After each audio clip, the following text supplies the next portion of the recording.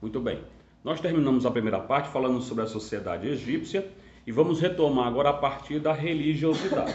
A primeira coisa que você tem que saber é que no Egito eles eram politeístas. O que são politeístas, professor? São aqueles que têm vários deuses. A palavra politeísta, poli é vários ou muitos. Teístas, deuses. E aí politeístas, vários deuses.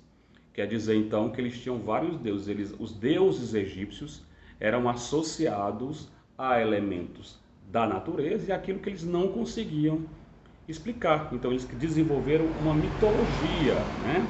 Ou seja, uma série de crenças onde eles atribuíam a seres divinos ou divinais poderes especiais.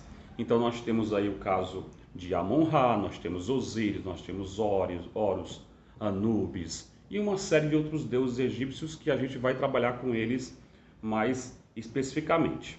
Bem, como é que funcionava a vida do egípcio em função da religião? Eles acreditavam na vida após a morte, né? Então você tinha que se comportar direitinho, obedecendo, né, evidentemente, as leis. O faraó, que era um deus, e aí se você cumprisse bem direitinho, você tinha um poder, um presente especial. Qual que era esse presente? Você tinha a capacidade de retornar da morte. Então, como é que funcionava isso? Você ia para um lugar, quando você morria, sua alma ia para um lugar chamado Tribunal de Osíris, está aí no seu livro na página 77, onde você ia passar por um julgamento, da alma. Como é que funcionava isso? Você ia lá, o deus chamado de Anubis ia pegar você pela mão, ia levar você, né, para o Tribunal de Osíris, e você tinha uma balança mágica, digamos assim. De um lado dessa balança ficava o seu coração, do outro lado a pena da justiça, né? Se o seu coração fosse mais pesado que a pena da justiça, você estava em maus lençóis. Agora, se você fosse mais leve do que a pena da justiça, você tinha aí digamos assim, o benefício de talvez retornar para o seu corpo.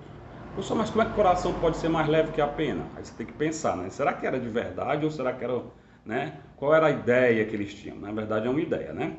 Bem, é por esse motivo, por eles acreditarem na vida após a morte, na questão do Tribunal de Osíris, que os egípcios mumificavam os seus mortos. Então as múmias, as famosas múmias, né?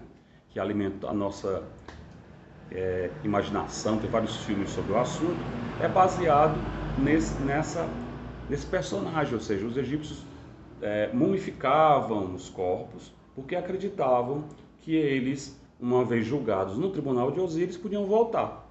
Então os corpos tinham que estar em boas condições, mas era todo um processo, né, desse processo de mumificação que o livro de vocês explica muito bem. E aliás também, nem todo mundo era mumificado igual, né? Tanto é assim que as múmias que os arqueólogos, né, conseguiram reaver, são normalmente de pessoas nobres, né? Então os pobres realmente passavam por um processo de mumificação também, mas de menor qualidade do que os nobres, do que os ricos da sua época, ok? Mas você lê o livro aí que tem muita informação bacana sobre esse assunto.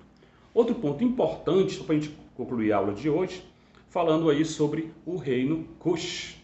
Pessoal, o que era esse reino Kush? Nunca ouviu falar. Realmente, até pouco tempo atrás, a gente pouco tinha informação na escola sobre esse assunto.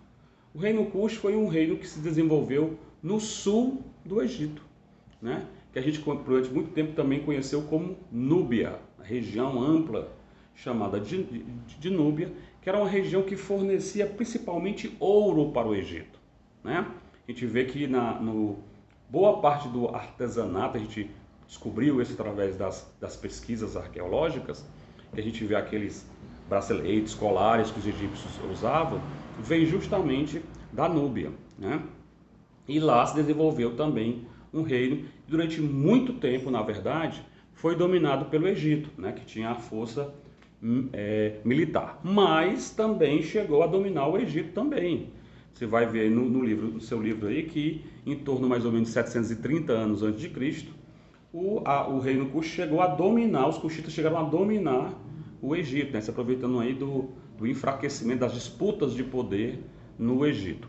E vão começar aí um período, uma dinastia dos chamados faraós negros. Uma diferença bacana, importante dos núbios, dos Kushitas com relação aos egípcios, diz respeito à escolha do rei, né? No caso do reino Kush, o rei ele era escolhido por um conselho ali, dos homens mais importantes do reino. Então ele era escolhido, diferente do Egito, onde esse poder era hereditário, ou seja, passava de pai para filho.